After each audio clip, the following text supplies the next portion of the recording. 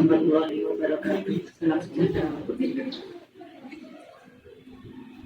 Bapak Ibu, tim penilai sertifikasi dosen tahun 2025 yang terhormat. Perkenalkan, saya Lulu Priyanti dengan NU PPK 5840758659230182. Dosen tetap di Akademi Manajemen Administrasi Yogyakarta dengan konsentrasi manajemen rumah sakit, obat farmasi, dan transportasi udara. Bapak Ibu, tim penilai sertifikasi dosen tahun 2025 yang terhormat. Video ini dibuat untuk memenuhi syarat sertifikasi dosen di tahap ini. Baik, saya di Akademi Manajemen Administrasi Yogyakarta mengampu mata kuliah Bahasa Indonesia dan Pelayanan Publik. Video ini akan memberikan penjelasan terkait dengan proses pembelajaran perkuliahan yang sudah dilaksanakan dengan identitas mata kuliah Bahasa Indonesia, kode MK atau kode mata kuliah M103200 untuk semester 1. Ada 14 pertemuan, estimasi waktu 7 pertemuan sebelum UTS dan 7 pertemuan sebelum UAS.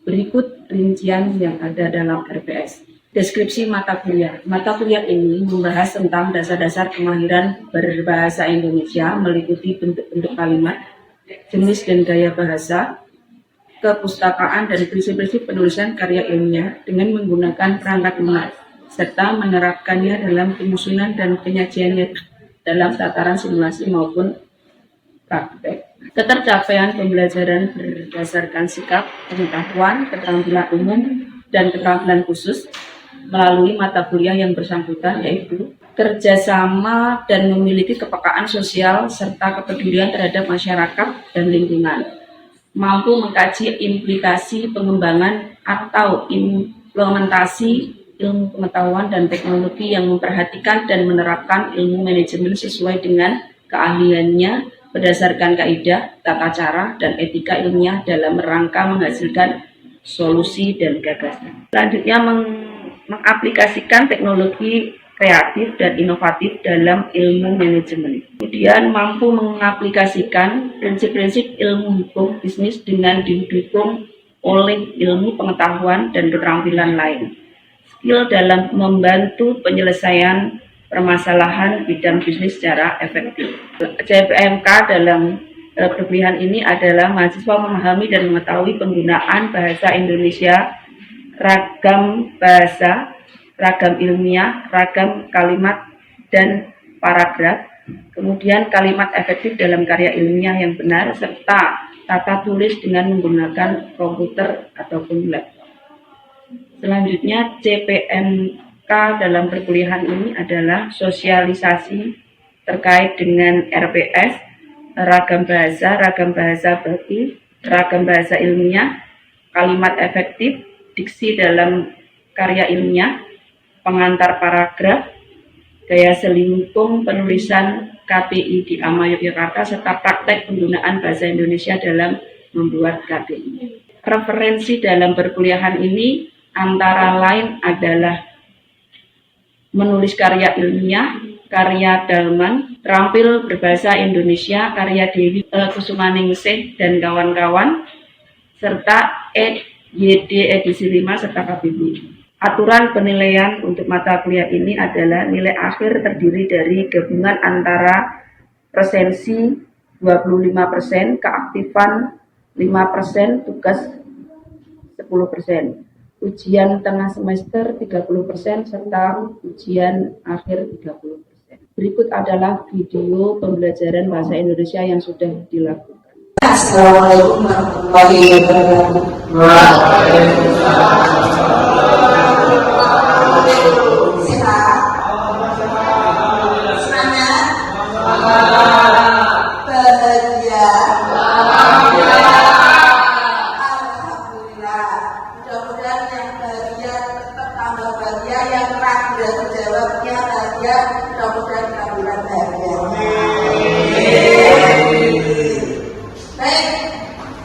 Jumpa lagi hari ini materi kita tentang ragam bahasa. Teman-teman pernah mendengar atau pernah tahu atau pernah membaca tentang ragam bahasa? Pernah. Bagus. Berarti bukan hal yang sulit di sini ya. Dan harapannya belajar tentang ragam bahasa ini adalah teman-teman mampu membedakan tentang ragam bahasa. Jadi tujuannya apa? Ketika teman-teman berada dalam situasi yang formal, berarti teman-teman mampu menggunakan ragam bahasa formal. Ketika berada dalam lingkungan yang santai atau situasi santai, teman-teman menggunakan bahasa yang santai. Artinya teman-teman mampu menempatkan diri, mampu memilih bahasa secara tepat, gitu ya. Nah, tadi teman-teman sudah menjawab tentang ragam bahasa itu apa. Pernah tahu ragam bahasa itu apa? Ragam bahasa itu apa? Ya, kami. Ragam bahasa itu adalah itu adalah istilah yang ragam bahasa yang bermacam-macam. Terus, ya, ragam yang bermacam-macam. Oke, boleh. Terima kasih kami. Ada lagi sisi timur. Sisi timur. Yang ada yang mau pilih?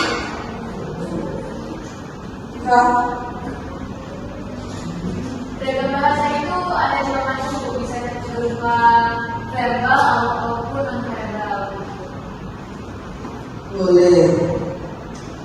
Ragam bahasa itu bisa verbal, bisa non-verbal. Oke, baik, terima kasih. Ragam bahasa itu semua aspek penggunaan bahasa, semua aspek penggunaan bahasa, semua hal. Jadi tadi Iva bilang verbal non verbal. Ya, boleh. Tidak ada verbal non verbal. Lisan dan tulis. Verbal itu semua penggunaan bahasa. Kalau non verbal berarti yang menggunakan. Nah, itu non verbal namanya. Nah, bahasa isyarat itu juga ragam bahasa. Jadi tidak usah khawatir. Semua aspek penggunaan bahasa itu termasuk dalam ragam bahasa.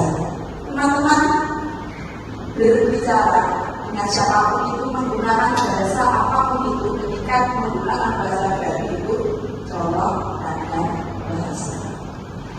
Tadi Kamu sudah menjawab macam-macam penggunaan bahasa dia, kami ya, dengan intonasinya yang khas, dengan Diva tadi menjawab ketika ya apa namanya menjawab bahwa ada tulis bisa. Ini jelas.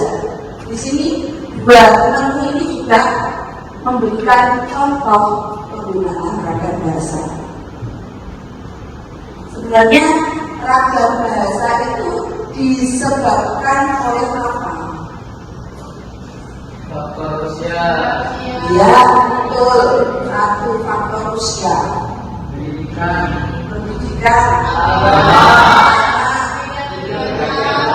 dan profesi. Oke, baik.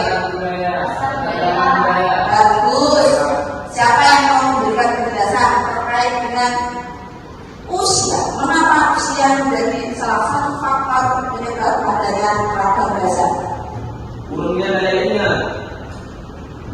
Boleh ditanggung, terima kasih.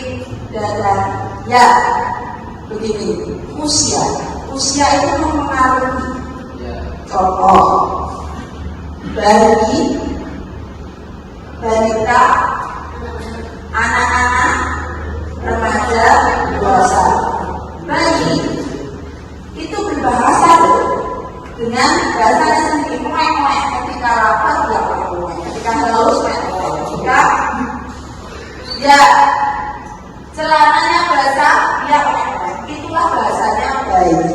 Anak-anak beda lagi karena keterbatasan alat ucapnya, sehingga hanya mengucapkan basic kata. Hanya is ya berarti dia pipis. Berarti dia apa punya nangis atau bilangnya kalau ibu terlalu sulit mama atau papa ya paling gampang papa berarti dia panggil kayaknya itu anak-anak. Atasnya lagi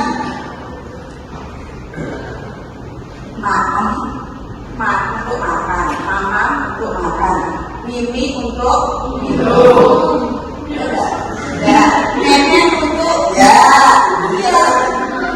untuk asik.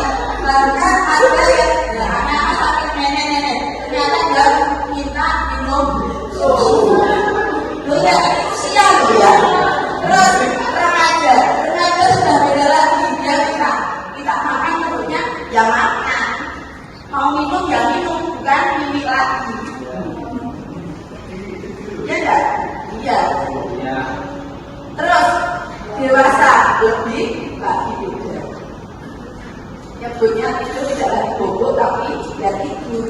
Kalau ternyata di usia remaja ke atas masih bilang kalau tidur bilangnya masih bobo, bobo dulu.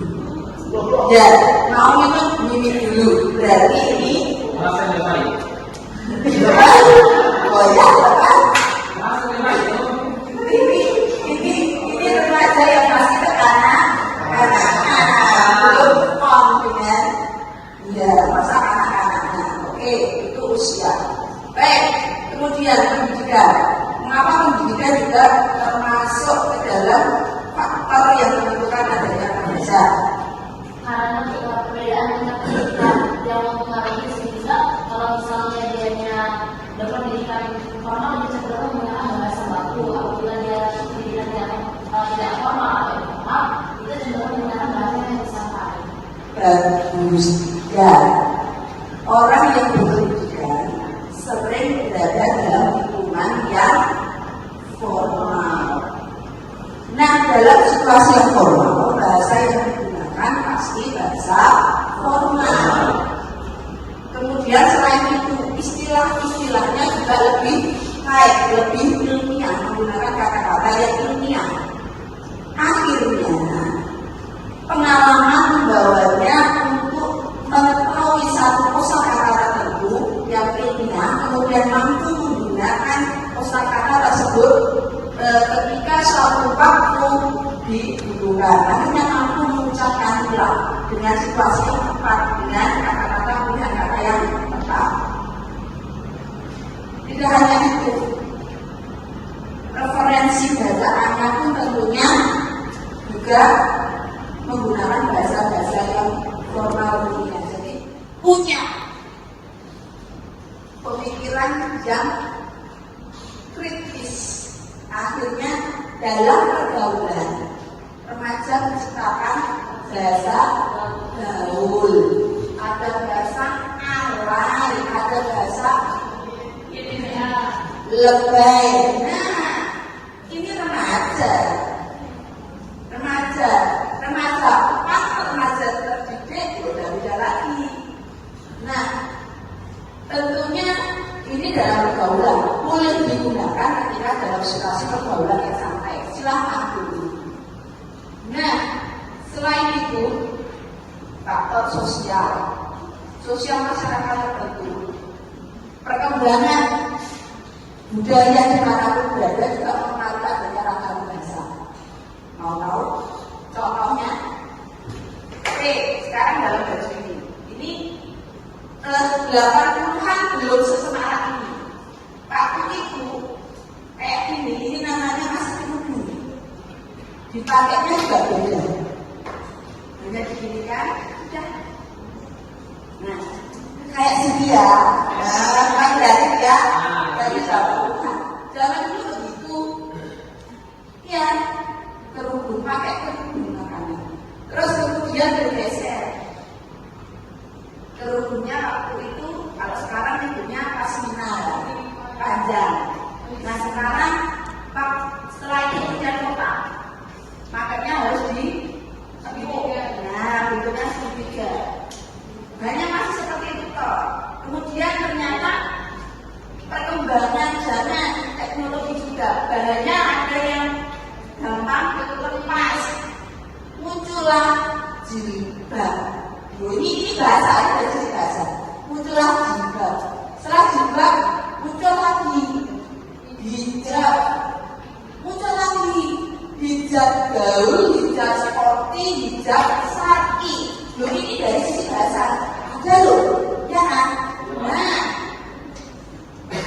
ada itu. Terus selain itu kemudian pernik-perniknya juga macam-macam. Ada kaosase, ada bros, namanya sudah berbeda. Ada lagi peniti, wah peniti jarum, dari jarum betul, jarum kemudian peniti balon, peniti itu bahasa. Nama-nama itu bahasa. Adanya ya di akhir-akhir ini ada macam-macam. Karena sekarang akan menggunakan head. Nah, perkembangan bahasa lagi terkait dengan perubahan warna, revolusi warna sekarang luar biasa. Kalau dulu cukup hijau biru sudah cukup. Warna primer itu ada warna putih, merah, biru, kuning. Selainnya itu warna dua. Sekarang ada warna indigo, ada warna api, ada warna dari, ada warna red velvet, ada warna toska, macam-macam. Itu istilah. Selanjutnya, perkembangan di masyarakat, sosial ekonomi masyarakat waktu itu jelek buruk semuanya berpengaruh pada pembicaraan bahasa. Contoh yang jelek. Dari ada namanya, kalau masih ada istilah setelah ini berarti itu tandanya di masyarakat saja. Tapi kalau tidak ada, berarti alhamdulillah dan sudah tidak ada di masyarakat. Ada bil, ada pil, ada jadi tidak tahu. Ada selingkuh, ada bakal, ada kebenar, ada ada. Nah, kemudian setelah itu ada YDTA juga ada untuk menyebut orang ketiga. Ada sebelumnya juga 90-an ada lagunya Sepia, lagunya Sepia. Setelah YDTA ada apa? Tidak ada, alhamdulillah. Mudah-mudahan sudah musnah, tidak ada. Nah, baik, itulah yang terjadi. Sebenarnya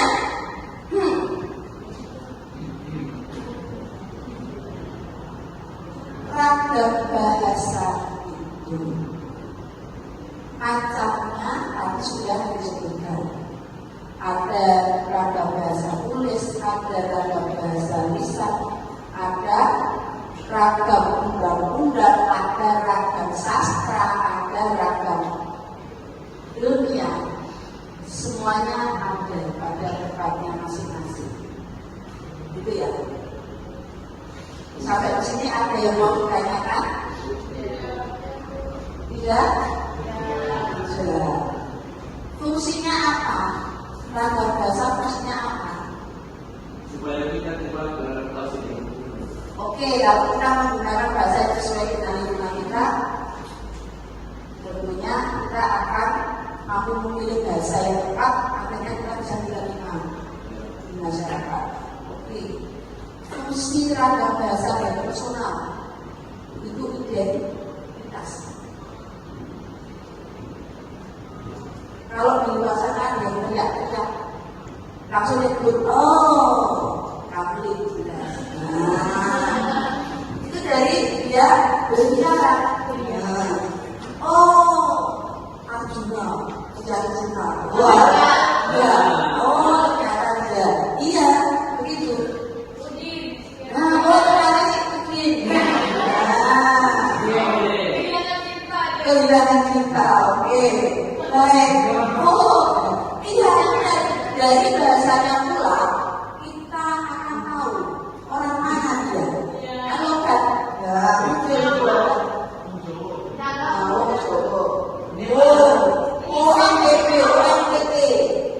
NPT punya. Oh, ini Sumatera punya. Oh iya, ya. Kan waktunya. Oke. Iya Pak. Oke.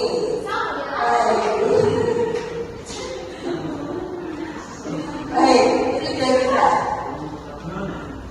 Ya, pulang untuk mengetahui kegiatan apa atau dia bergerak dalam kegiatan apa itu juga dari bahasa yang menggunakan. Juga apa tahu?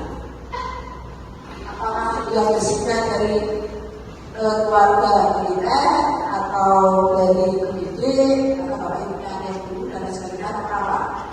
Jadi pilihan-pilihan kata yang dia ucapkan itu akan yang terkenal dari situ. Ada lagi pertanyaan? Tidak? Baik. Kalau tidak ada, saya lanjutkan. Untuk ragam bahasa tulis, teman-teman, dalam menggunakan ragam tulis, bedanya dengan ragam tulis saja. Kalau ragam tulis, kita harus memilih kata-kata yang tepat, kemudian ragam bahasa yang tepat, supaya apa? Tidak terjadi salah paham. Tanda bacanya dari mana? Teman-teman boleh mengunduh di aplikasi atau aplikasi yang sudah diunduh waktu itu ejaan.kemdikbud.go.id. Itu sudah ada versi ejaan yang disempurnakan edisi 5. Teman-teman boleh mengakses dalam situasi tidak punya pulsa, jauh dari wifi atau tidak tahu passwordnya. Boleh banget. Di sana ada apa namanya aturan penggunaan tanda kehilangan cinta. Oke, baik. Oh, iya dari bahasanya pula kita akan tahu orang mana dia. Kalau kan, ya betul. Tahu coba. Oh, MPP, MPP. MPP punya. Oh, ini Sumatera punya. Oh, ini ya. Kamu punya. Oke. Iya, Pak. Oke.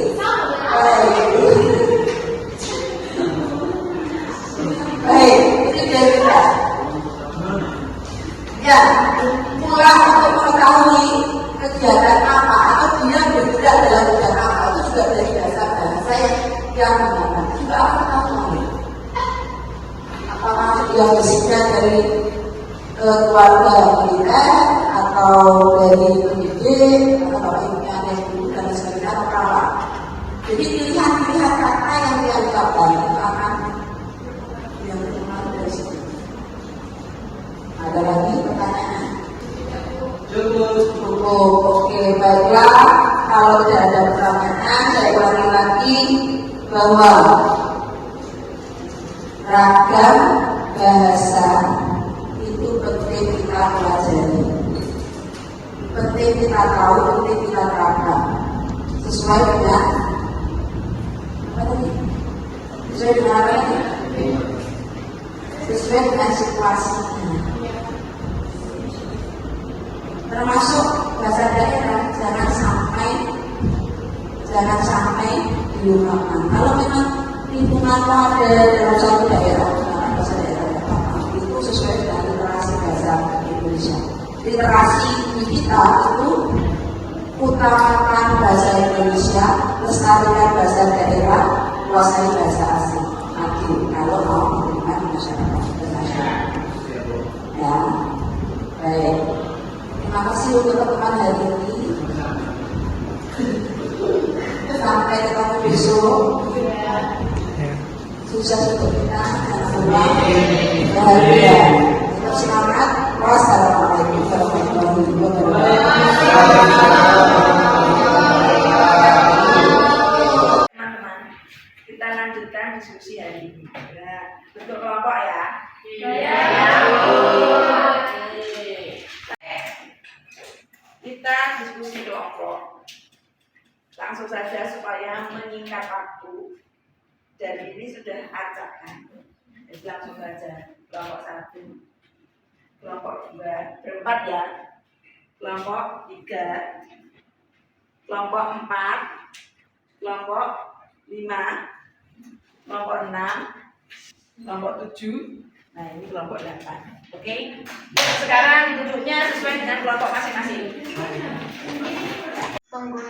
Penggunaan bahasa yang baik, gunakan bahasa yang sopan, yang mudah dipahami, seperti menggunakan kata mohon maaf, silakan, ada yang bisa saya bantu Ibu?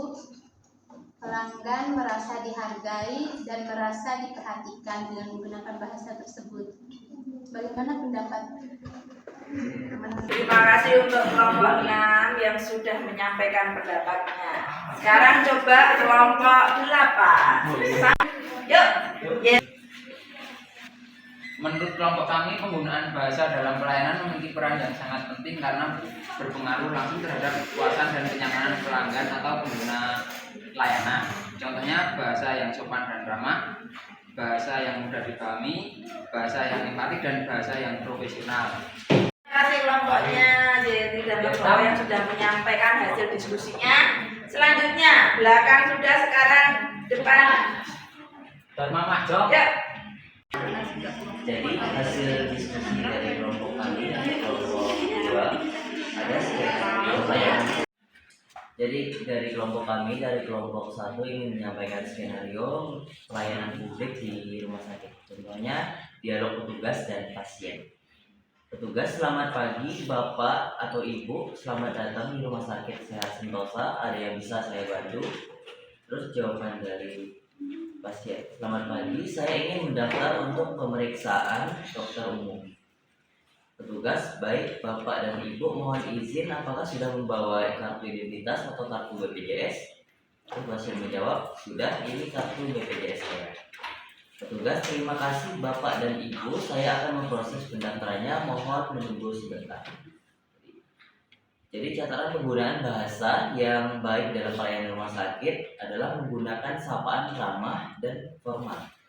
Contohnya seperti selamat pagi,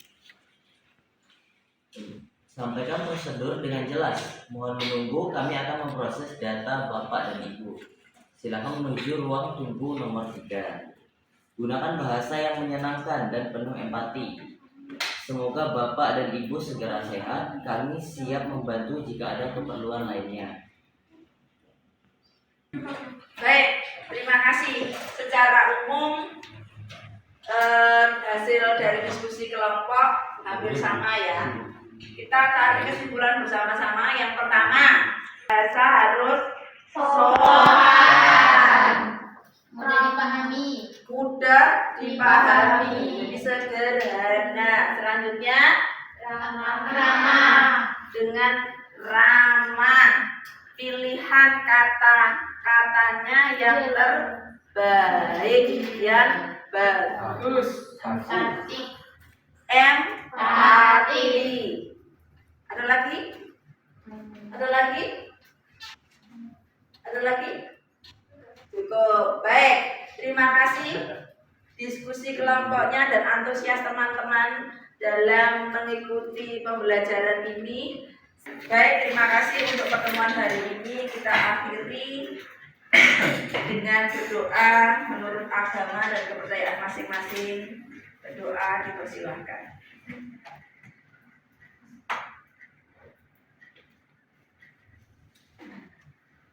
Cukup. Mudah-mudahan ilmunya bermanfaat. Jangan lupa bahagia. Wassalamualaikum warahmatullahi wabarakatuh.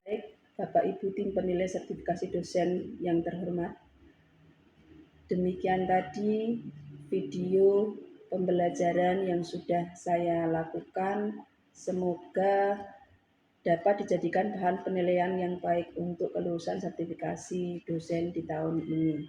Terima kasih. Selamat pagi. Wassalamualaikum warahmatullahi wabarakatuh.